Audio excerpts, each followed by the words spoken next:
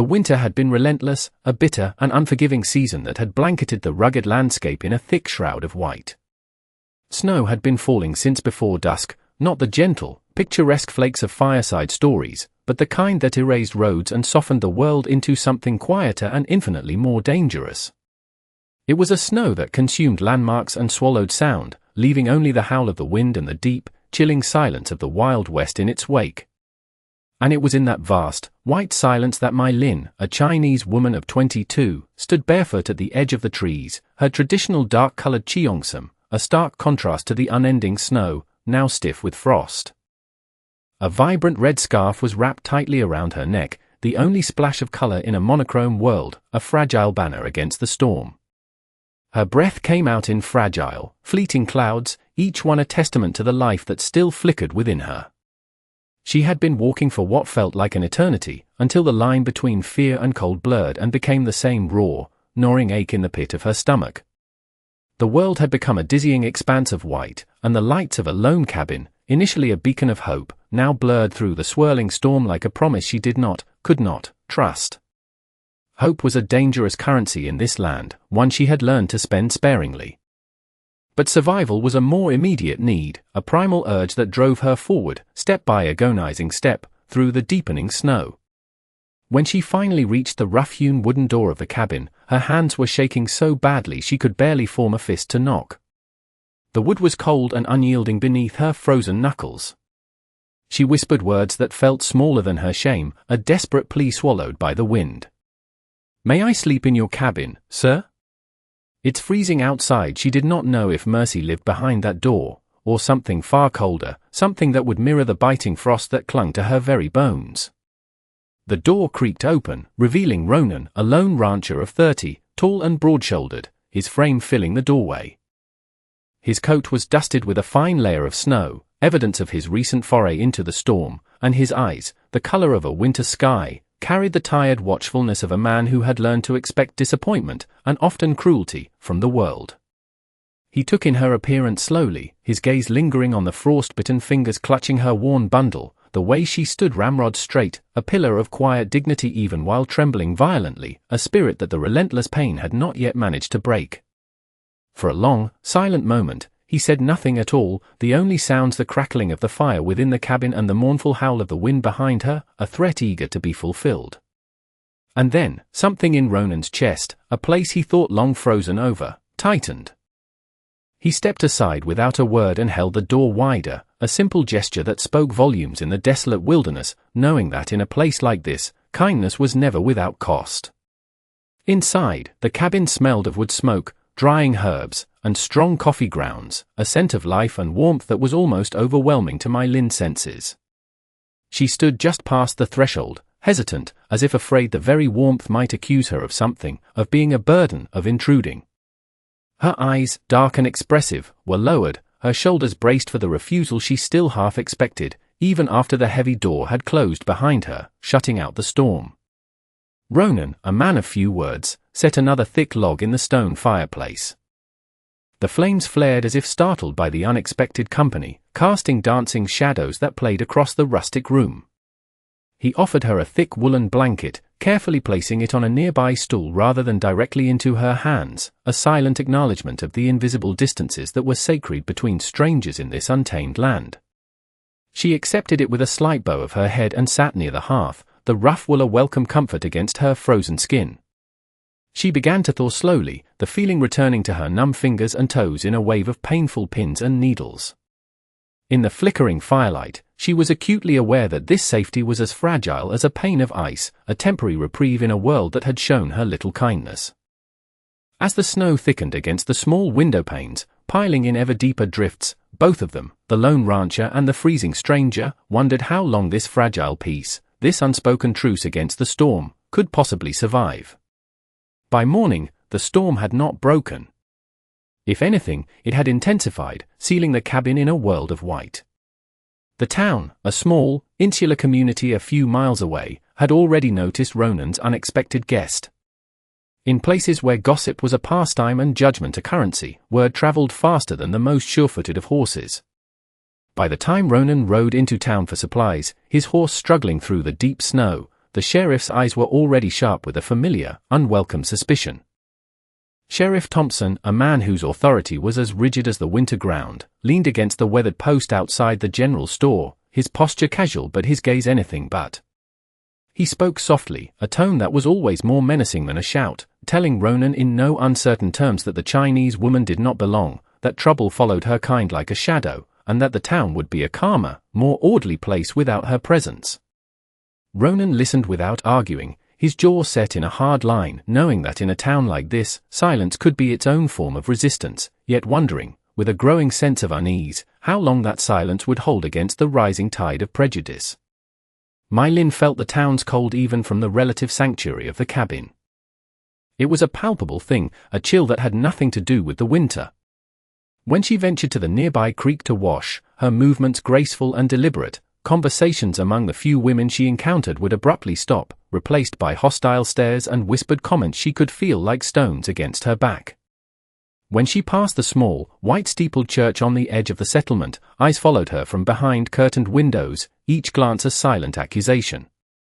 She returned to the cabin each time with her back straight, her head held high, refusing to let them see the tremor in her hands. She would sweep the freshly fallen snow from the cabin steps with a quiet determination, prepare simple, nourishing meals from what little there was, her hands moving with an efficiency that spoke of a life of hardship. She refused to look like someone who needed to beg for the simple right to exist. At night, after the meager supper was cleared away, she would sit by the fire, the flickering light catching the intricate embroidery on her cheongsam, and mend Ronan's worn coat with careful, precise stitches. He would pretend not to watch the way her hands moved with a practiced grace, a stark contrast to his own calloused, work-roughened fingers. They were both acutely aware that the physical closeness within the small cabin was becoming something far more dangerous than the winter storm outside. It was a fragile intimacy, woven from shared silence and unspoken understanding. One evening, after another fierce storm had sealed the world beyond the cabin into a profound and absolute silence, Ronan left a carefully wrapped bundle on the edge of the simple cot that served as My Lin's bed. Inside, she found a thick wool dress, the color of a stormy sea, soft leather gloves, and a warm, hand-knitted scarf. The items still carried the faint, comforting scent of the general store and, more subtly, of him, of his careful, deliberate choosing. He turned away without a word as she unwrapped them, as though he was afraid that gratitude, spoken aloud, might embarrass them both, might shatter the delicate equilibrium they had established. My Lin reached for the soft fabric with trembling fingers, touching the dress as if it might vanish beneath her hands, a dream she was afraid to wake from. A feeling she had no name for, warm and aching, tightened in her chest. Later that evening, she brewed a pot of strong coffee and carried a steaming cup to him where he sat cleaning his rifle, the firelight glinting off the polished steel. She offered it with a shy, luminous smile that warmed him more deeply than the crackling fire ever could. It was a smile that reached her eyes, crinkling their corners and momentarily erasing the weariness that so often shadowed her features. For the first time, they sat together on the hearth, their knees nearly brushing, sharing the quiet in a way that felt intimate rather than empty. It was a silence that invited wonder instead of fear, a comfortable companionship that neither had expected to find. Outside, the snow piled higher and higher, slowly and relentlessly erasing the world they had known, and within the small, warm cabin, a new one was beginning to form. It was on one of those long, endless nights, with the wind howling a lonely song outside, that Ronan, with an almost boyish uncertainty that seemed at odds with his rugged exterior, cleared a small space on the rough-planked floor near the table and asked, his voice low and hesitant, if she would dance. There was no music, only the crackling of the fire and the rhythm of their own breathing. His heavy boots were clumsy against the floor, his steps unsure, a stark contrast to the confident way he moved through the world outside. My Lin laughed softly, a sound that was surprised and achingly beautiful, as if joy itself had forgotten her for a long, sorrowful moment, and then, suddenly, had remembered. She moved lightly, gracefully, despite the invisible weight of her past. And when he spun her a little too fast and they nearly stumbled, he caught her at the waist, his touch both instinctive and careful, his large hands gentle against the fabric of her dress. Time seemed to still as they stood there, close enough to feel the warmth of each other's breath, his heart racing with a feeling he couldn't name, her gaze lifting to meet his, a silent question in their dark depths. Though they stepped apart a moment later, the space between them charged with an unspoken emotion. Both knew that something tender and irrevocable had been spoken without a single word. The town's fragile patience, already worn thin by suspicion and prejudice, finally snapped the day a theft was discovered. A set of valuable tools, essential for survival in the harsh winter, had gone missing from a neighbor's shed, and suspicion, like a hungry wolf, leaped eagerly to my Lynn, as if it had been waiting for just such an opportunity. Sheriff Thompson came to the cabin, this time with a posse of grim-faced men behind him, their voices low but sharp with accusation, telling Ronan to send her away before worse followed, before the town took matters into its own hands. My Lynn stood quietly to the side, her face a calm, composed mask that made the injustice of the situation even sharper. She was already folding her few meager belongings, her movements deliberate and resigned. And when Ronan, his voice steady and unwavering, told them that she would stay until the truth was known, the sheriff's smile was thin and full of warning. That night, in the deep, cold hours before dawn could soften the darkness, my Lynn tried to leave. She slipped out of her cot, her small bundle clutched tightly to her chest, believing that love, the fragile, budding emotion she felt for the quiet rancher, meant making herself smaller, meant disappearing so that others could breathe easier. The cold bit at her exposed skin, but it was nothing compared to the sharp, aching cold in her heart, the old, familiar instinct telling her that staying had always been, and would always be, the most dangerous choice for a woman like her. Ronan caught her at the door, the icy draft swirling around them. His voice, when he spoke, was rough with a raw, broken emotion as he asked her why she thought disappearing was the only way to keep the peace, as if the very idea of her leaving wounded him deeply. She answered without tears, for she had learned long ago how to survive without them, telling him, her voice soft but firm, that the world had shown her, time and time again, what happened to women like her when they lingered where they were not wanted. The simple, unadorned truth in her words settled heavy and sharp between them, more cutting than any accusation. Ronan felt something inside him, a wall he had carefully constructed around his heart, crack open.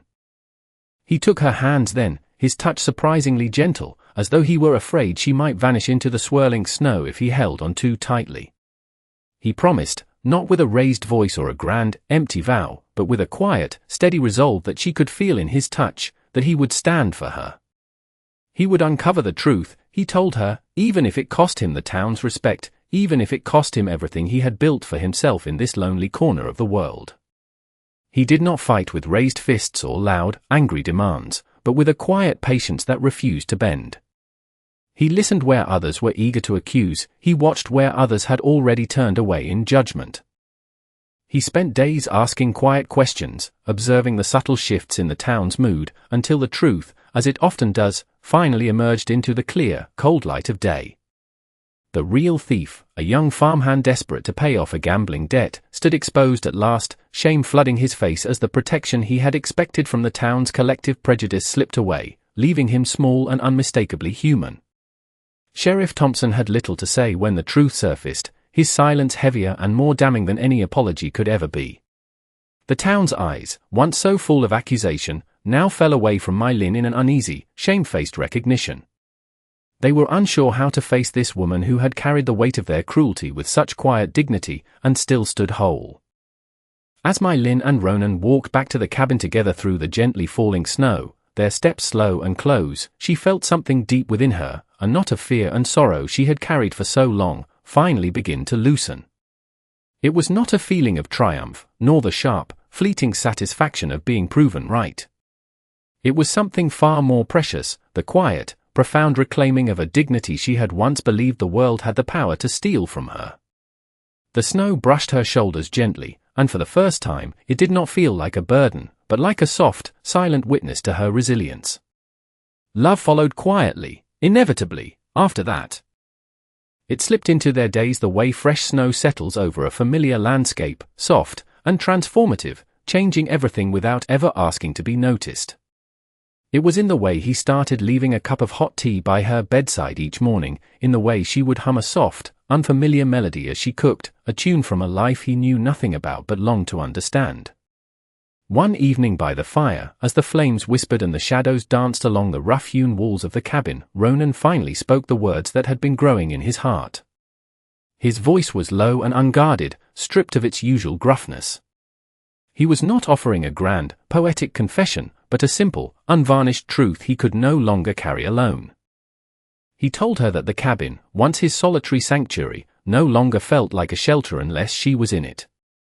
He confessed that every corner seemed to hold the echo of her warmth, even when she was silent, and that the thought of a life without her, a return to the lonely silence that had once defined his existence, felt colder and more desolate than any winter he had ever known. My Lynn did not answer with words. She leaned into him instead, a silent, eloquent response, resting her head against his broad shoulder, her fingers finding his as if they had always belonged there. And in that gentle, unspoken closeness, he felt a sense of being seen, of being understood, in a way that stole his breath and settled a profound peace in his soul. Outside, the storm finally began to ease, the wind quieting its mournful howl as the snow fell more softly, as though the world itself had paused to listen to a love that was finally brave enough to stay. Their wedding came in the heart of that same winter, a simple and quiet ceremony held beneath a pale, hushed sky, as fat, fluffy snowflakes drifted down like tender blessings meant only for them. My Lynn wore the modest wool dress Ronan had bought for her, its dark blue fabric moving softly with the gentle wind. Her long, dark hair was braided with loving care, each intricate strand a quiet testament to the long and arduous road she had walked to stand there, whole and beloved. Ronan stood beside her, his usually steady hands trembling slightly as he removed his worn hat, his eyes never leaving her face, as though the vast, snow-covered world had narrowed to this single, fragile, perfect moment. They spoke their vows not with words of grandeur or flowery prose, but of simple, heartfelt devotion. They promised to be a shelter for each other when the storms of life returned, to choose one another, again and again, when the world turned cruel or cold. They vowed to walk forward hand in hand, even when the path ahead disappeared beneath the snow. When they kissed, it was slow and reverent, a kiss filled with the unspoken knowledge of all they had endured together, and all they still promised to protect. It was the kind of kiss shared only by two souls who had already survived the worst and knew, with an unshakable certainty, that they always would. Married life unfolded not in grand gestures, but in 1,000 small, radiant moments that felt almost sacred in their simplicity. There were quiet mornings where they shared coffee from the same warm cup, their hands brushing, as the pale winter light slipped through the frosted window pines. Ronan would often reach out and touch her fingers with his own, as if to reassure himself that she was real, that the day would not steal her away. The evenings found them cooking side by side in the small, warm kitchen, her laughter, soft and bright, ringing through the cabin when a dusting of flour landed on his coat. He would pull her close then, burying his face in her hair, just to breathe her in, as though joy itself was a fleeting thing that might fade if he did not hold it tight. They danced by the fire often, no longer clumsy and hesitant, but slow and unhurried, his forehead resting against hers, every step less like a practice and more like a silent promise that this warmth, this love, was real and freely chosen. On nights when the cold deepened and the world outside was frozen and still, they would wrap themselves in a shared blanket and sit on the porch together, watching the snow drift down in an endless, peaceful silence. My Lynn's head would rest on his shoulder while Ronan traced gentle, lazy circles on her palm, neither of them needing words to say what they both knew: they were safe, they were home. Sometimes, in a soft whisper that was almost carried away by the wind, she would tell him how she had never imagined a life could be this gentle, this kind. And he would answer not with words, but by kissing her hair, filled with a gratitude so profound it felt almost painful.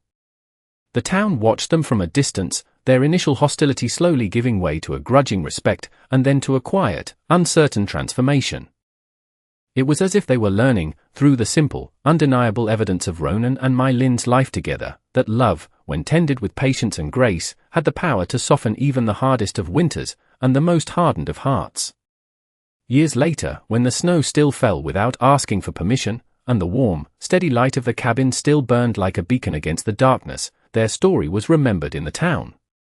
It was not a story of gunfire or glory, of heroes or villains, but for the simple, profound act of a single door being opened on a freezing night, and a choice made with a trembling hand, yet a fearless heart. It lived on in the quiet, everyday things, the way that light in the cabin window never went out, no matter how harsh the winter storm, the way two shadows could always be seen moving together behind the frosted glass, the way that laughter, clear and true, would sometimes drift out into the snow like a blessing. And if you listen closely on a cold winter's night, truly listen, you can still hear their story in the wind as it moves through the tall pines. It whispers that love, true love, rarely arrives loudly or demands to be believed. It comes softly, a stranger in a storm, asking only for shelter. And when you dare to let it stay, it has the power to warm a life, and sometimes, if you are very lucky, a whole world, forever.